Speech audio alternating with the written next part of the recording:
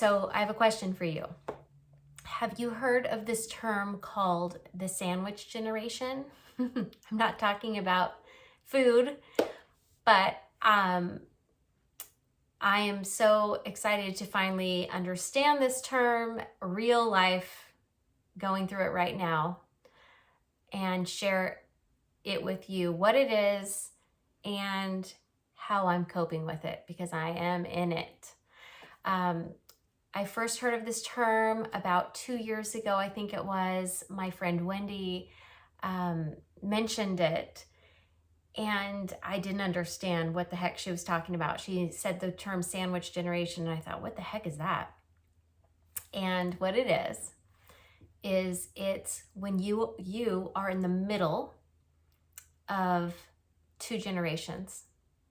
You've got kids that you're really worried about and taking care of. And then you've got your parents that you are also, they're aging parents that you're also worried about and taking care of. And maybe it wasn't even 2 years ago. It was she's one of my photography clients. And so I was doing some branding images for her. And she was hoping to help women in the sandwich generation. And I thought, oh, that's so interesting. I wasn't feeling any real pressure back then in this time in my life. And this year, I am in it. And I will tell you what it feels like. And I'm sure you will relate if you are in it. So it's, I think it must really hit when your kids are teens and at the same time your parents are aging. And so what it feels like for me is you feel torn in every direction.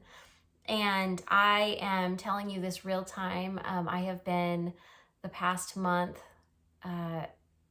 probably the past 2 months, but really strongly the past month, and really strongly the past couple weeks, really strongly feeling so torn. Like when I'm with my kids, I feel really guilty that I can't be helping my mom. My mom lives about 3 hours away, and recently my stepdad passed, and so she's by herself, and this is a whole new chapter for us. And so I'm worried about her all the time in this new phase. And so I'm always trying to check in with her and make sure everything's okay. And then my teenage boys, they're teenagers, so they're in a whole new phase as well. A whole new phase for me. It's a whole new chapter for all of us. And then when I'm with my mom, I'm laughing, but it's not funny, actually, the way I've been feeling. When I'm with my mom, I feel guilty that I'm not with my kids. And I know this could be a whole nother topic about just getting rid of guilt, which that will be a whole nother video.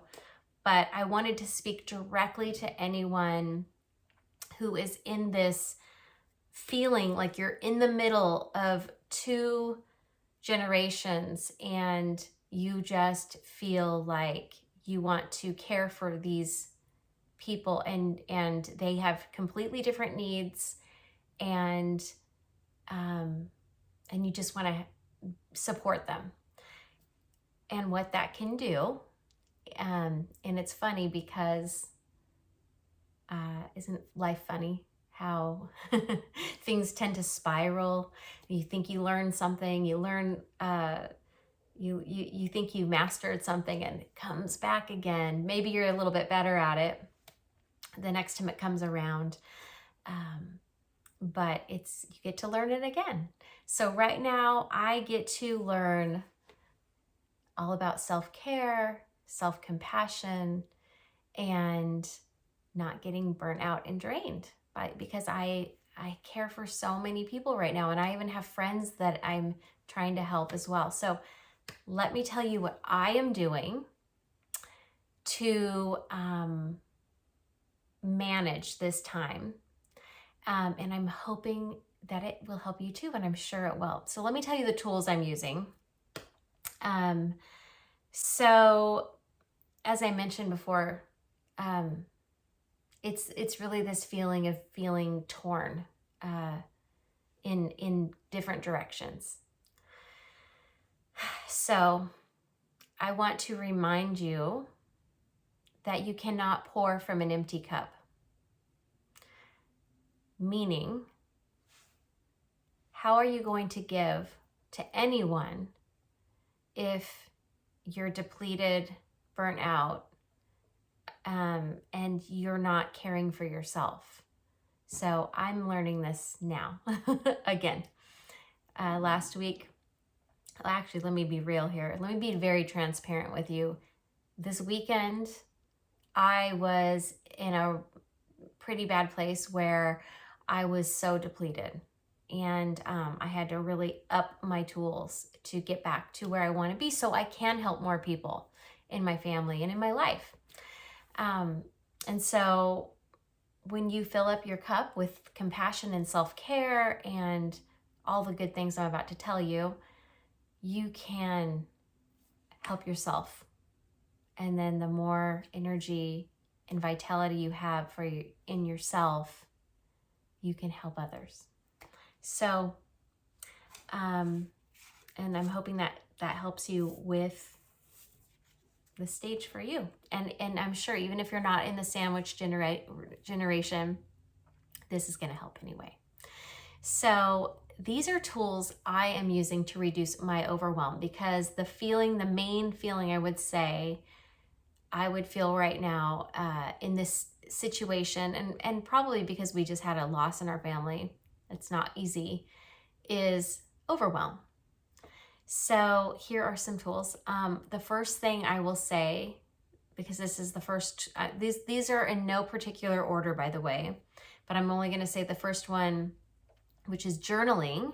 First tip is journaling, is because that was the first thing that really pulled me out of this like swirling energy of feeling like, oh my gosh, I can't be everywhere at once. Journaling is so wonderful in so many ways, as I'm sure you already know, but I'll tell you why it's so important. It is such a great place to brain dump, vent, get all your stuff just out of your head that's swirling around and onto paper, just out. And it's not for anyone to read. In fact, you don't need to go back and reread it. It's just to get it out and express yourself without another person talking to you, just your own thoughts, just boom. And for me, I really love it because it brings me so much clarity. I release all that out, and then I actually like to organize my thoughts after that. And I get so much clarity after I journal. And I'll add a little extra thing that happens with me is I feel like once I get through all that, my highest self can emerge, and even more clarity comes through, and with that, more calm, which is what we need. Calm, peace and calm, right? So that's my first tip, is journaling. My second tip, and I will say, sorry, with journaling, you can even add on a little extra thing to that, is a gratitude journal. Those could be two different things, because I really believe just journaling all that out is so important. But then the gratitude is so important. I'll just make that step number 2, is gratitude. Let's just do that. Because gratitude, you might not get there right away. I had to do all these other tools first, and then gratitude came. But gratitude, knowing what is going right now, recognizing and appreciating what is going right now. And that is huge. And also, I want to say, you know what? I'm going to say step 3. I'm being kind of spontaneous here. I'm going to add another step, which is step 3 is acknowledgement. Okay. I was doing this thing where I was trying so hard to almost like like text my mom, call my mom, make sure she's okay, talk to my kids, make sure they're okay, talk to my husband, talk to my friend, all the things. And I was literally hopping from one thing to the other.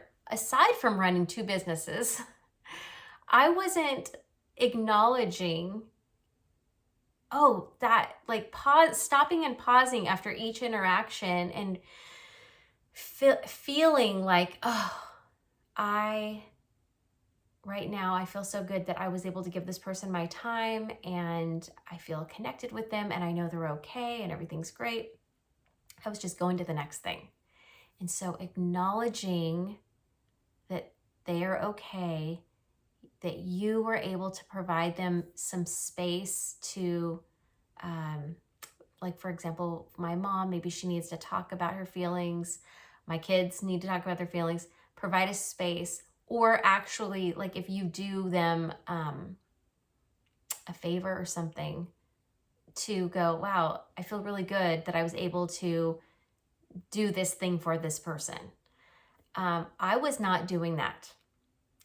And that is not good, because guess what was happening?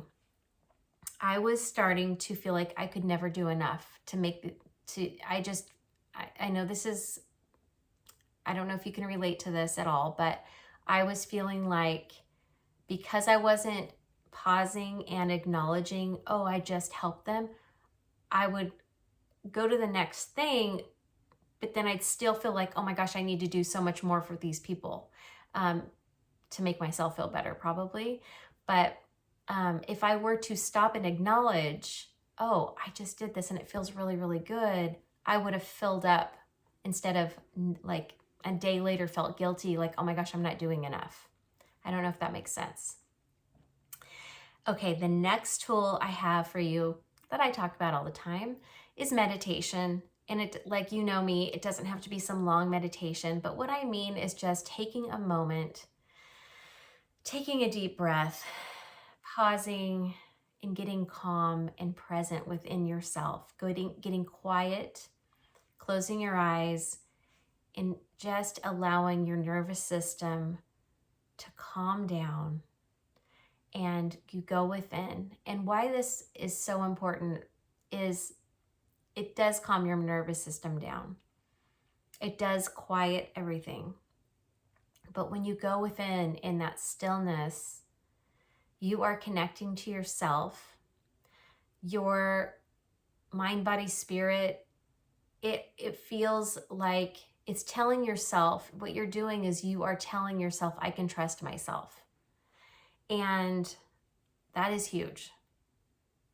It also allows you to connect to your highest self and the divine, whether you call it God, your source, angels, guides, whatever speaks to you. And that's just such a great feeling of energy to connect to the universe. And that's a spiritual support system. And especially, I would say, when everything feels chaotic and swirling around like a storm, it's like when you go within, it's like you are in the calm. You are in, like, I don't know if that's right to say the eye of the storm, but definitely you feel like you're in a calm place where things could be swirling around and you're okay. I am such a huge fan. This is another step of exercise, but I really like walking out in nature. You don't have to be in nature, but if you can get yourself on a walk, the reason I love this is because it is self-care, but it forces you to breathe. Now, for me, when I'm stressed out, I hold my breath. I think most of us do. When I walk, even if it's not even a fast walk, it calms my nervous system down. It makes me get out of my own way. It makes me get out of my head. and I am forced to breathe. And oh my goodness, why do we not breathe like that more often? So I would also say, if you can sit down and do some breath work, highly recommend breath work. But if that doesn't seem practical for you, get out on a walk, okay? My next step, and I've lost track of my little tips because I added a couple in the beginning, is just having open communication. I feel so good knowing that I can go to my kids, or my kids can come to me and tell me anything, and it feels safe for them, and that I can also ask them questions, and it feels good for me. And just knowing that we're on the same page, it feels amazing. And same with my mom, and same with anybody else I'm caring for, my husband. That is essential, open communication. So if you don't have that established yet, that's okay. It's just something to work toward, and it's something that you have to keep working toward. I mean, I have to continuously keep that going, but it's something that relieves a lot of stress and creates a lot of feelings of relief. And I would say, you're probably thinking, because I'm even thinking as I'm saying this, I'm like, oh, this sounds like I don't have any support system of my own. I do. And so that's my next tip, is having support systems in place. And that could be a good friend. It could be a therapist. It could be a coach. It could be your partner, whoever you trust, that you can completely just let them know everything going on inside your mind, so you're not in your head all by yourself, because there's a lot. And let me just say, I just want to tell you again, a few years ago, when my friend / client was going through, she was wanting to work with other women on this. She's now doing something else with pain, with people in chronic pain. But when she was thinking she wanted to create a coaching practice around this, I was not in this place where I didn't get it. I didn't get the stress around it. So if you're watching this video and you're going, I just don't know why this is so stressful, I was there with you. It's like almost like until you're in it, you just don't get it. It's so funny. It's like I totally didn't get it. But when you're in it, come back to this video and I hope it helps you. Okay, I have one more thing to say. Okay, the last thing is just kind of a bonus. Whatever you can do to calm your nervous system further and create more self-care. So that could look like taking a bath, taking a nap, getting a massage, maybe even going to the chiropractor. I don't know, whatever it is, your version of that could help me calm down further is great. It's good for your immune system. It's good for your mental health. It's good for your nervous system. And it might feel indulgent, but you cannot pour from an empty cup. And if you want to be strong and healthy, you have got to take care of yourself. And I'll tell you, this is real, happening right this minute. My back, because I was holding so much tension, my neck and back have been affecting me. So I'm planning on getting a massage today. I should have probably already done this to prevent whatever this is going on. And I'm probably going to have to go to the chiropractor tomorrow, because there's some weird tweaky stuff going on with my spine, I think, in my neck and my shoulder. So And, you know, part of me is like, I don't have time. I don't have time. But that's probably when you need it most. If your brain is telling you, I don't have time, I have too much on my plate, I would say that means you really probably need to go take care of yourself. Tell me if this is helpful. I would love to hear in the comments if you got anything out of this. I was going to make a video on something else today, and I thought, you know what, I'm gonna talk about something that's actually going on in my personal life right now in hopes it helps you. And I hope you like this video. If you liked the video, please click the little like button and subscribe to this channel for more. And yeah, let me know if this was helpful in the comments, and let me know what you plan on, whether you're in the sandwich generation or not, what you plan on doing. If you're going to use any of these tips, which one you're going to choose first. And I'd also like to know, have you ever heard of this term before? I hope you do. I hope you do something for yourself wonderful today. And I support you, and I am grateful you're here, and I'm grateful for our connection. So I wish you all the best, and I will see you in the next video.